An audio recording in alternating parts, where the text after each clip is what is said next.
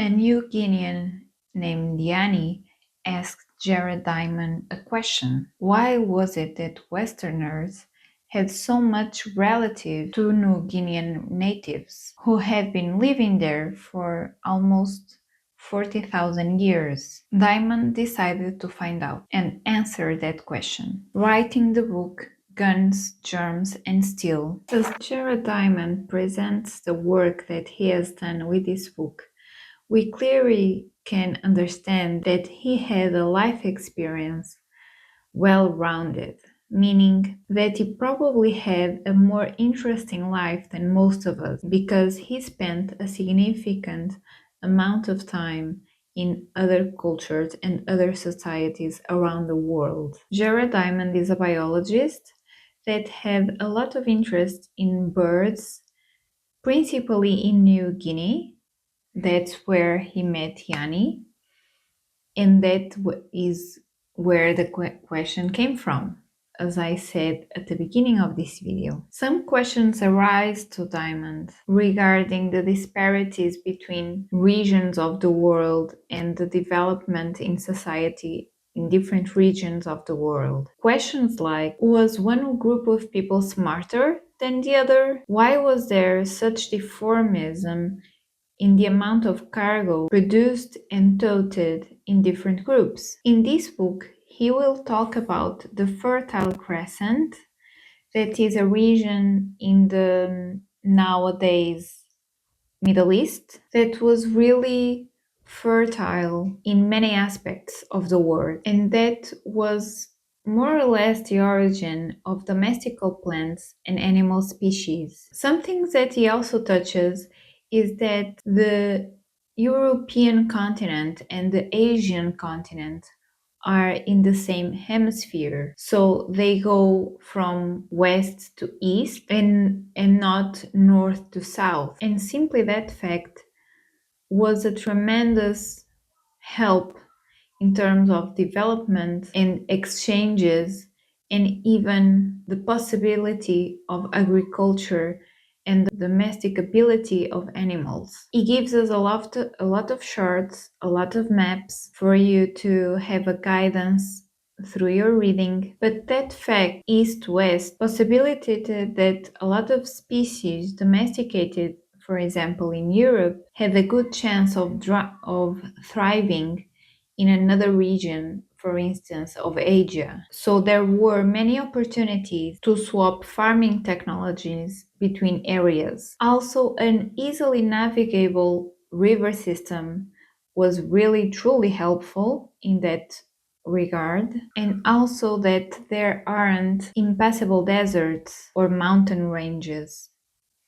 So, of course, I'm talking about the geography of our continents and how they are dispositioned in our planet. And Diamond goes to explain that because we got efficient farming earlier than most other people did, we also got cities and other technologies advancements earlier than other people, and everything else followed that initial lead we established. Although it stays a long time in terms of the geographical reason and this primitive and initial locale in Earth, the Fertile Crescent, and although guns are in the title, he doesn't elongate too much on that, but he also speaks about it, and he says that some societies were able to dominate others because the development of guns wasn't a universal thing. The materials necessary are not equally distributed around the world, and there are technological prerequisites. Also, he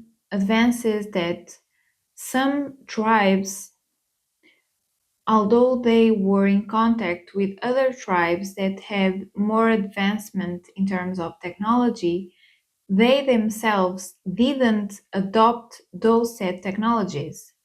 So we began to have disparities between advancements in society, not because the societies that were less developed weren't aware of those said technologies, but because they decided for some reason not to adopt them. So in a way, everything conspired in favor of Eurasia. Climate, vegetation, topography, travel routes, variety of wild animals to be domesticated, population distribution, mineral resources, and even bacteria. Complex civilizations that developed elsewhere, such as the Aztecs and the Incas, remained relatively isolated and had steep mountains and other geographic barriers to trade to possibilitate trading and broad movement.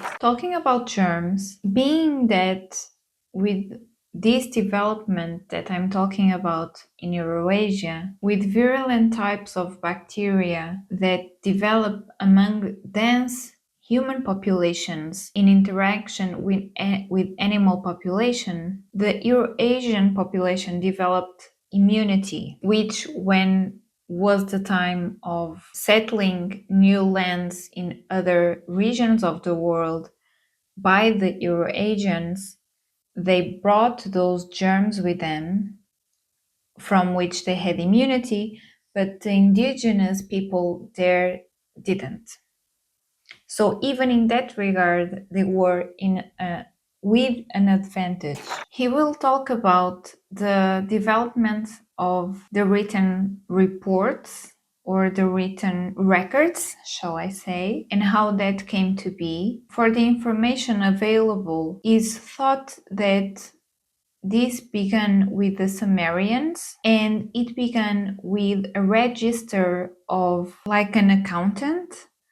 It was to register the entries and the outs of goods, so and to do calculations, and more down the road it developed to a more to register other types of events in the society. And we have, of course, the hieroglyphs with the Egyptian civilization and other types of languages. But he also discusses that as birthing a new language and type of code to write in that said language was so difficult, most languages in the world nowadays have almost the same origin, or there are few original sources of the written language. More to the end of the book, he also discusses some cases in specific, and one of them regarding China and why, in his perspective, China had all the potential to be the force of civilization nowadays, and he gives some points in why they didn't. He talks about how the civilization of China is so old and had some impediments in terms of politics that prohibited some advancements in terms of foreign and technologies entered the country and being spread off, and how those decisions along the way were an impediment for the rising of China as the more advanced and maybe the leader in terms of civilization nowadays. Although, if we think about it, maybe China is turning the perspective nowadays. Overall, I really enjoyed this reading. It was a dive in really deep in terms of knowledge that I gathered. But this is part of a series of 3 books.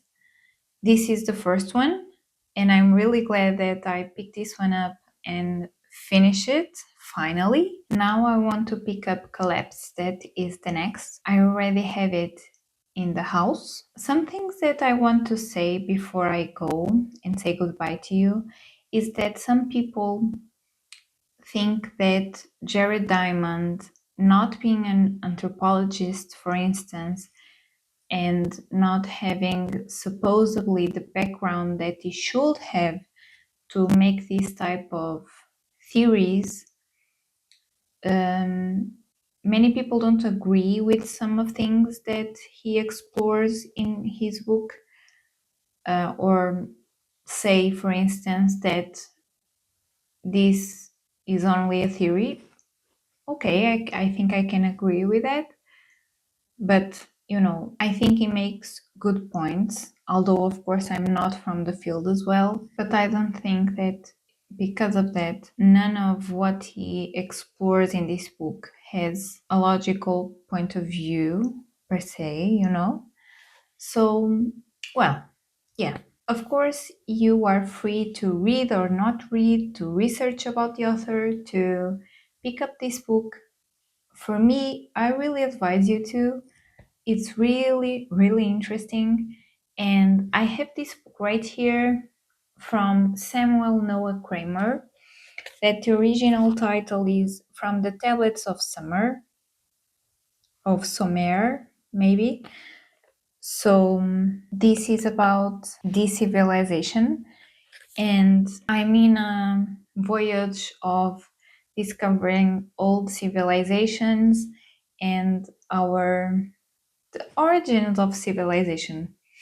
Really, that's it. Hopefully, I will bring you more books regarding history, anthropology, biology, sociology, who knows? So, let's continue this journey, and I will see you on the next one. Bye.